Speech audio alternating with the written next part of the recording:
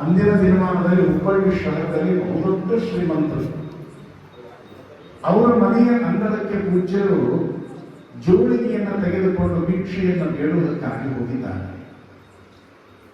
ಅತ್ಯಂತ ಸ್ಫುರದ್ರೂಪಿಯಾಗಿರುವ ಚಲುವಿಯಾಗಿರುವಂತಹ ಸರೋಜಮ್ಮ ಪೂಜ್ಯರಾಗಿರುವಂತಹ ಹಾಲಯ್ಯನವರನ್ನು ನೋಡಿ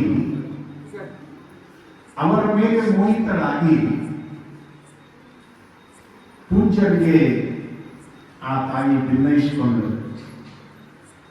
ಸ್ವಾಮಿಗಳ ಎಷ್ಟು ವರ್ಷ ಹೀಗೆ ಭಿಕ್ಷೆಯನ್ನು ಬೇಡ್ತಾ ಬೇಡ್ತಾ ಬೇಡ್ತಾ ಸಮಯವನ್ನು ಕಳೀತೀರಿ. ನಮ್ಮ ತಂದೆಗೆ ನಾನು ಒಬ್ಬಳೇ ಮಗಳು. ನೀವು ನನ್ನನ್ನ ಮದುವೆಯಾದ್ರೆ ಈ ಸಂಪತ್ತೆಲ್ಲವೂ ಕೂಡ ನಿಮ್ಮದೇ ಆಗ್ತದೆ, ನೀವು ಆರಾಮಾಗಿರ್ಬಹುದು ಅಂತ ಸ್ವಲ್ಪ ಗಮನದಲ್ಲಿರಬೇಕು. ಲಿಂಗದಲ್ಲಿ ಬಿಟ್ಟು ಹೋಗುವಾಗ ತಾಯಿ ಹೇಳಿದ್ದಾಳೆ, ಎಲ್ಲ ಹೆಣ್ಣು ಮಕ್ಕಳಲ್ಲಿ ನೀವು ನನ್ನನ್ನ ಕಾಣಬೇಕು ಅಂತ. ಅಂದ್ರೆ ಆ ತಾಯಿ ಮುಂದಿನ ಭವಿಷ್ಯ ಕಂಡಿರಬಹುದು.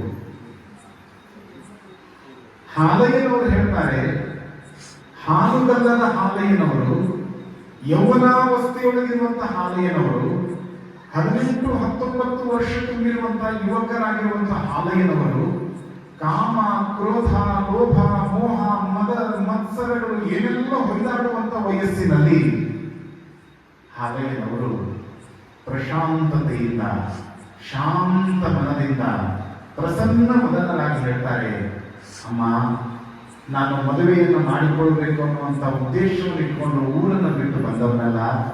ನಾನು ಸನ್ಯಾಸಿ ಆಗಬೇಕು, ಬ್ರಹ್ಮಚಾರಿ ಆಗಿ ಉಳಿಬೇಕು, ಸಮಾಜದ ಸೇವೆಯನ್ನು ಮಾಡಬೇಕು ಅನ್ನುವಂಥ ಗುರಿಯನ್ನು ಇಟ್ಟುಕೊಂಡು ಸಿದ್ಧಾರೂಢಪ್ಪ ಅವರ ಹತ್ರ ಶಾಸ್ತ್ರ ಕೇಳೋದಕ್ಕಾಗಿ ಬಂದಿದ್ದೇನೆ ತಾಯಿ.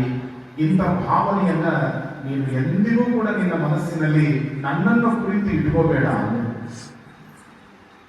ಅವಾಗ ಆ ಹೆಣ್ಣು ಮಗಳು ಕಾಮಾತುರಾಣಾಂ ನ ಭಯಂ ನ ಲಜ್ಜ ಅಂತ, ಕಾಮದ ಆತುರಕ್ಕೆ ಒಳಗಾಗಿರುವ ಆ ಹೆಣ್ಣು ಮಗಳು ಪೂಜ್ಯರು ತಂದಿರುವ ಜೋಳಿಗೆಯನ್ನು ಗಟ್ಟಿಯಾಗಿ ಹಿಡಿದಂತೆ, ನೀವು ಒಳಗಡೆ ಬಂದ್ರೆ ಸರಿ, ಬಾರದೆ ಹೋದರೆ ಈ ಜೋಳಿಗೆಯನ್ನು ಕಿತ್ಕೋತೀನಿ ಎಂದು ಆ ಜೋಳಿಗೆಯನ್ನ ಎಳೆಯುವಂತಹ ಸಂದರ್ಭದಲ್ಲಿ, ಅಮ್ಮ, ಇದು ಜಂಗಮನ ಜೋಳಿಗೆ.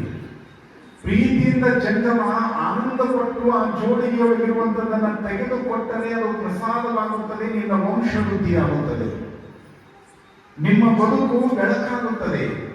ಆ ಜಂಗಮನ ಜೋಳಿಗೆಯನ್ನ ಅವನ ಅನುಮತಿ ಇಲ್ಲದೆ, ಅವನ ಕೃಪೆಯಿಲ್ಲದೆ, ಅವನ ಆಶೀರ್ವಾದ ಇಲ್ಲದೆ ಮುಟ್ಟಿದರೆ, ಅದರೊಳಗಿರುವುದನ್ನು ತೆಗೆದುಕೊಂಡರೆ ವಂಶ ನಾಶವಾಗಿ ಹೋಗಿದ್ದು. ತಾಯಿ, ಬಿಡು ಜೋಳಿಗೆಯನ್ನ.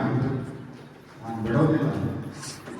ಜೋಳಿಗೆ ಯಾವಾಗ ಬಿಡಲಿಲ್ಲ, ಪೂಜ್ಯರಾಗಿರುವಂತಹ ಹಾಲಯ್ಯನವರು ಜೋಳಿಗೆನ ಆ ಮನೆಯೊಳಗೆ ಬಿಟ್ಟು ಚೀ ಪಾಪಿ ಅಂದ್ರು. ಮತ್ತೆಂದು ಆ ಓಣೆಯಲ್ಲಿಯೇ ಭಿಕ್ಷೆಯಿಂದ ಬಿಡೋದಕ್ಕೆ ಹೋಗಲಿಲ್ಲ, ಭಿಕ್ಷಾಟ ಹೋಗಲಿಲ್ಲ. ಅಂದ್ರೆ ಮೌಲ್ಯಕ್ಕಾಗಿ ನಾವು ಯೌವನವನ್ನ ತ್ಯಾಗ ಮಾಡಬೇಕು. ಯೌವನಕ್ಕಾಗಿ ಮೌಲ್ಯವನ್ನು ತ್ಯಾಗ ಮಾಡಿದವರು ಎಂದೂ ಈ ಪ್ರಪಂಚದಲ್ಲಿ ಉಳಿಯುವುದಿಲ್ಲ. ಇಂದ್ರಿಯಗಳು ಹೊಯ್ದಾಡುವಂತ ವಯಸ್ಸಿನಲ್ಲಿ ಸ್ವಾಮಿ ವಿವೇಕಾನಂದರು ಹೇಳ್ತಾರೆ, a man, you don't become the slaves of the senses, you become the master of the senses ಅಂತ. ಎಲ್ಲೋ ಜೀವನೇ, ನೀನು ಇಂದ್ರಿಯಗಳಿಗೆ ಗುಲಾಮನಾಗಬೇಡ, ಇಂದ್ರಿಯಗಳಿಗೆ ಒಡೆಯನಾಗು ಅಂತ. ಅದನ್ನೇ 12ನೇ ಶತಮಾನದಲ್ಲಿ ಬಸವಣ್ಣನವರು ಹೇಳಿದರು, ಛಲಬೇಕು ಶರಣಂಗೆ ಪರಸತಿಯ ಬಗೆ ಎಂಬ. ಕಲ್ಯಾಣದ ಬೀದಿಯ ಕಸವನ್ನು ಕೂಡಿಸುವಂತಹ ಶಿವಮೊಗ್ಗ ಜಿಲ್ಲೆಯ ಶಿಕಾರಿಪುರ ತಾಲೂಕಿನ ಹಿರೇಜಂಬೂರಿನ ಸತ್ಯಕ್ಕನವರು ಹೇಳ್ತಾರೆ, ಅರ್ಚನೆ ಪೂಜನೆ ನೇಮವಲ್ಲ, ಮಂತ್ರ ತಂತ್ರ ನೇಮವಲ್ಲ, ಧೂಪ ದೀಪಾರತಿ ನೇಮವಲ್ಲ, ಪರಧನ ಪರಸತಿ ಪರದೈವಂಗಳಿಗೆ ಎರಗದಿಪ್ಪುದೇ ನಿತ್ಯ ನೇಮ ನಮ್ಮ ಶಂಭು ಜಗ್ಗೇಶ್ವರನಲ್ಲಿ ಅಂತ. ಒಬ್ಬ ಕಸವನ್ನು ಕೂಡಿಸುವಂತ ಹೆಣ್ಣು ಮಗಳು ಹೇಳ್ತಾರೆ, ವ್ರತ ಅಂದ್ರೆ ಯಾವುದು, ನಿಯಮ ಅಂದ್ರೆ ಯಾವುದು, ಆಚಾರ ಅಂದ್ರೆ ಯಾವುದು, ವಿಚಾರ ಅಂದ್ರೆ ಯಾವುದು, ಯಾವುದನ್ನ ಪಾಲನೆ ಮಾಡುವುದರಿಂದ ನಮ್ಮ ವ್ಯಕ್ತಿತ್ವ ವಿಕಾಸವಾಗ್ತದೆ, ನಾವು ಈ ಜಗತ್ತಿನಲ್ಲಿ 4 ಜನರಿಗೆ ಬೇಕಾಗುವಂತ ಸುಂದರವಾದ ಬದುಕನ್ನ ಕಟ್ಟಿಕೊಳ್ಳಬಹುದು ಅನ್ನೋದನ್ನ 12ನೇ ಶತಮಾನದಲ್ಲಿ ಶರಣರು ಹೇಳಿರುವಂತ ವಚನಕ್ಕೆ ವ್ಯಾಖ್ಯಾನವಾಗಿ ಬದುಕಿದವರು ಹಾನಗಲ್ ಕುಮಾರ ಮಹಾಸ್ವಾಮೀಜಿಯವರು. ಮತ್ತೆಂದೂ ಆ ಓಣಿಯೊಳಗ